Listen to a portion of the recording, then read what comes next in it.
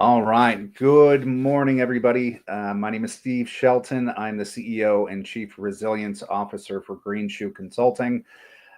We are running this is the third part of the four-part series for the Job Loss Support Group. I'd like to give a special thanks right away to Ira Winkler with CruiseCon for helping support this and promote this. Creating this space allows everybody that's going through a hard time to be able to develop some resilience, have a space to be able to connect with others so you are not alone, and basically support each other, learn some skills to remain positive, optimistic, and resilient during what could be a very challenging time for many people. So today we're going to do something a little bit different. Typically, I would go through a PowerPoint slide presentation, have some slides up to kind of talk through and visualize what we're discussing.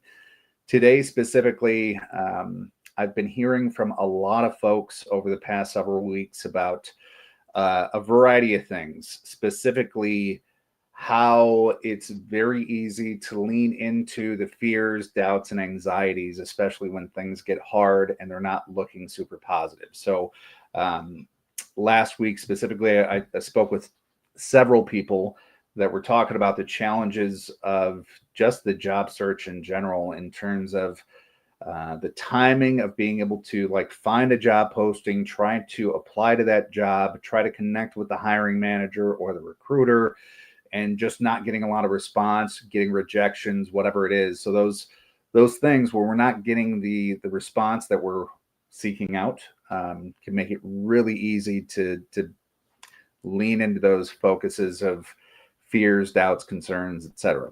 When we do that, that just starts to add up and make things that much harder. So we're adding on to our suffering or stress, whatever you want to call it. So today I thought with that in mind, we do something a little bit different. So this is not going to be a long session today.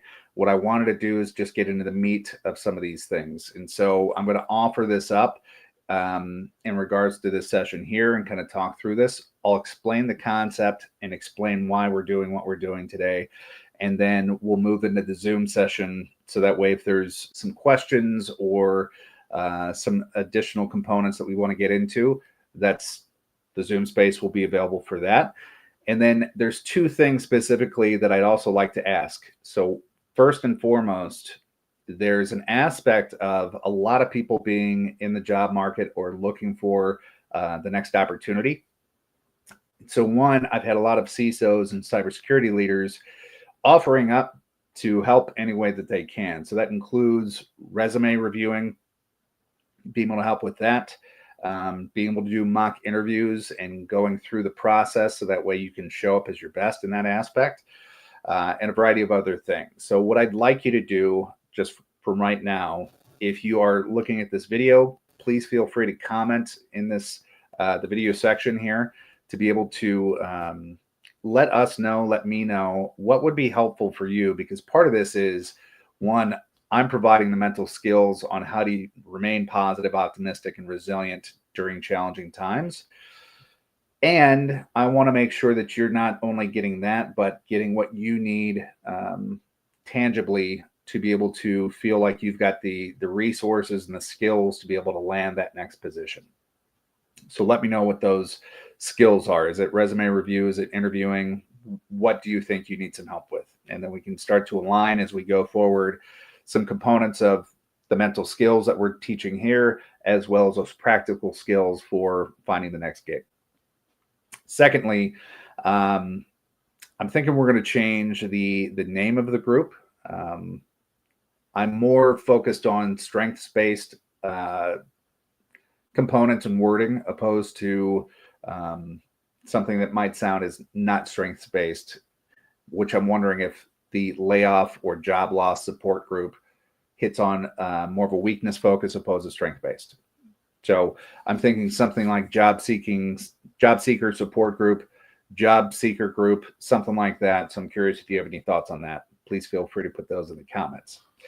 So let's get in the meat of what we're talking about today. So what I want to highlight is a little story that I think hits on these things. So I'm a big believer in acceptance commitment therapy. instead of trying to prevent and block out any negative feelings or thoughts, that leads to more anxiety, more stress, because we're putting so much attention and energy on blocking out the things that we don't like and those feelings that are uncomfortable, that becomes a thing where all the focus tends to go to that. So the story within this, because that gets into experiential avoidance, is what we call that. So the story I want to highlight is thinking about this is like trying to block out those negatives. So if we think about there's a story about a tiger. So the idea being, if you are in your house, you hear a scratching at the door, you open the door, and it's a tiny little tiger cub. It's not necessarily going to kill you in that moment, and the tiger cub's hungry. So you look at it as, well, I've got food in the fridge. I can go get some food in the fridge, feed the tiger cub, and then the tiger cub's basically content after that feeding. The tiger cub in this case is our fears, doubts, and anxieties. So what happens then is the next day, the tiger cub's hungry again, starts scratching at the door. So you go back into the fridge, get some more food, feed it again. But what happens is day by day, that tiger cub continues to grow and get bigger. And so then now you've got a full grown tiger either at your door or inside your house. You don't have the food inside the house, but you're fearful because that tiger is going to cause you harm. So then you've got to go to the grocery store and get a lot more food for a bigger tiger and continue to try to feed that tiger to keep it content and at bay. That's a lot of how we operate in terms of trying to avoid uncomfortable feelings. Is when we're trying to avoid them, we're trying to not pay attention to them, we're trying to just force them away or keep them at bay. They start to get bigger and bigger and bigger. And before you know it, you don't realize that you're putting so much energy and effort and commitment into trying to keep those feelings, the uncomfortable feelings, and trying to avoid those, that they're taking up a lot of energy, time, and effort. So what we want to get to do is we want to start to understand the fact that a lot of these feelings, the thoughts and feelings that we try to avoid and that are uncomfortable, the more we try to fight them, the bigger they get. So from an acceptance commitment therapy standpoint, there's an opportunity to look at these and just allow them to be, opposed to try to fight them. Once we start to understand and allow them to be and even investigate them, but accept them first and just allow them space to be there, it starts to lose control and power over us. And that's really what we want to get to. So this idea of, there's so many challenges that we can get into. I have a friend of mine in this person was saying that their significant other, because this person had been out of work for so long, their significant other was getting really, really concerned over the financial situation and the financial burden that was being placed on their family without this person having employment and a steady paycheck coming in. There's a lot of that can occur. So the challenge is, for many of us, we're not just dealing with our own anxieties and fears and all the things that take us out of being our best. We may have significant others and families that we need to support. So that becomes an additional burden that just allows that tiger to grow bigger. So how do we start to manage that in a more effective way? So one, mindfulness is a big aspect of this, but also just allowing space and allowing ourselves to slow down instead of reacting to those fears and anxieties. The idea is to start to understand, like, allowing ourselves to be present. Because when we lean into those fears and anxieties, oftentimes we're focused on like possible outcomes that could occur in the future that can cause us pain. We're also thinking about things that have happened in the past that have caused us pain that we don't want to experience again. So the idea here is that both of those things we don't have control over. All we have control over right now is the here and now in this moment. Because this is what we have the ability to impact and influence. So when we realize that and we start to notice, oh, I'm focused on future things that might happen. We're not good at predicting the future as human beings.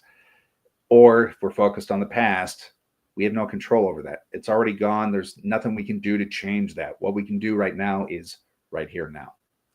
So what I'm going to invite you to do is, I just want to take 2 minutes or so just to really get into this aspect of showing you what mindfulness is, because really it's a state of being and just observing.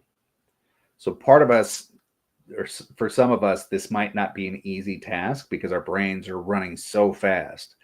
But what I'd like you to do is just give yourself some permission for the next 2 or 3 minutes to really experience what it's like just to slow down and focus on your breath. That's it. And then what I'm going to do is we're going through this process for the next 2 or 3 minutes. I'm also going to invite you to focus on some gratitude. Because what tends to happen is when we take our focus away from our fears and anxieties and place it on things that we really appreciate, that really fill us up and help us feel good, the idea then is that gratitude kills fear, doubts, and anxiety. So there's no way to be fearful and anxious and doubtful when we are focused on gratitude and the way that makes us feel, right? Because there's a lot of joy, there's a lot of love in that component of gratitude and compassion. So the idea is we're going to connect into that component of gratitude. And so when you're feeling fearful, anxious, and doubtful, you have the ability then to pause, take a few breaths, and reconnect into that feeling of gratitude. It's a way for us to help develop optimism, positivity, and resilience, which is what we're here for, right? So what I'd like you to do is find a comfortable, upright, seated position. Put your hands on your lap. I'll invite you to close your eyes if you're in a space to be able to do that. But then when you close your eyes, all I want you to do is breathe in through your nose and out through your nose. So you're going to, no change to the breath, just breathing normally. But you're going to breathe in through the nose, putting your focus on the air coming in through your nose, coming down to your throat, into your lungs, filling up your stomach and lungs, feeling that and focusing on that. And then as you exhale through your nose, feeling the breath come back out through your nose. And you're going to start to notice as you continue to breathe and focus on your breath, your mind might want to wander a little bit. That's okay. We're just going to bring it back. Once you notice that, bring the focus back onto your breath. But you're going to start to notice your shoulders drift down away from your ears. And as you exhale, relaxing more. Continuing to put the focus on your breath as it comes in through your nose, down into your stomach and lungs. Exhaling back out. And just allowing yourself to be. And continuing to breathe. And I want you to feel your body, any sensations in your body, starting with your toes and your feet. And we'll scan up from the feet to the ankles, noticing any sensations as we move up into the calf muscles and shins. We'll bring that attention and awareness up into our knees, to our upper legs, into our hips.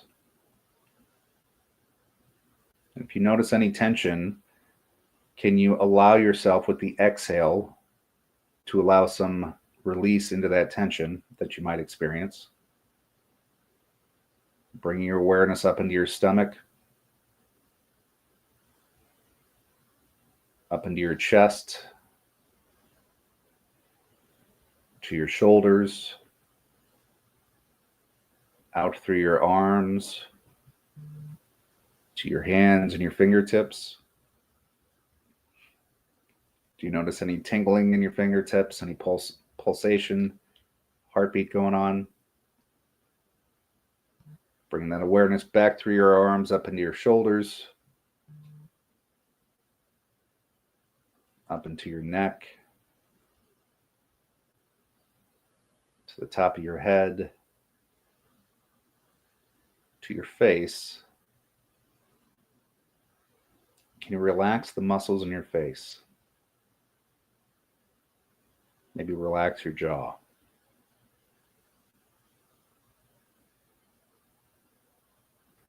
And now bring the focus back into your breath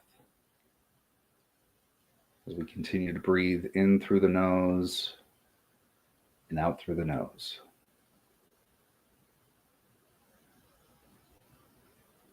Now I want you to think about a time where you felt extremely grateful.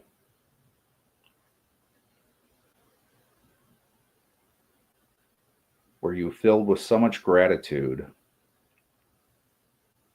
and how that felt inside your body, in your mind. Place yourself in that moment as if you were in that moment, living it right now. See what you saw, hear what you heard, feel what you felt, smell what you smelled, taste what you tasted. Put yourself in that moment. Feel how good that moment was. Allow yourself to feel all of those feelings and experience that moment.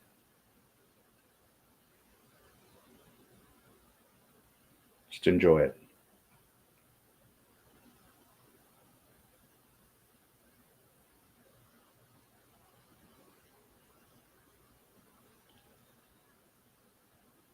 Now bring your focus back into your body and onto your breath. Feeling that breath as it comes in through your nose, filling up your stomach and your lungs. Exhaling out, feeling the breath come back out through your nose. And then when you're ready, bring your attention back to the space you're in, and you can open your eyes when you're ready. And that's it. So hopefully you feel a little bit better right now. But this is a very simple practice that you can do whenever you're feeling stressed, fearful, anxious, doubtful, all those things that take us out of being our best. It's an opportunity to really connect into who we are as human beings, because that positivity is a state that we can create anytime. So with that, I want to make sure that we're going to move over to the Zoom session now for any questions directly, any other thoughts that we want to get into. So I'm going to open that Zoom session up. The link is in the LinkedIn post that I just put out this morning, and I'll make sure to post it in the YouTube video that this is going to be recorded to. So I'll hope to see you there. Take care. And one last thing. We'll see you next week, Wednesday morning at 10 a.m. Central Time for the fourth portion of the series. And then we'll start to refine as we go forward. Thank you very much and be well.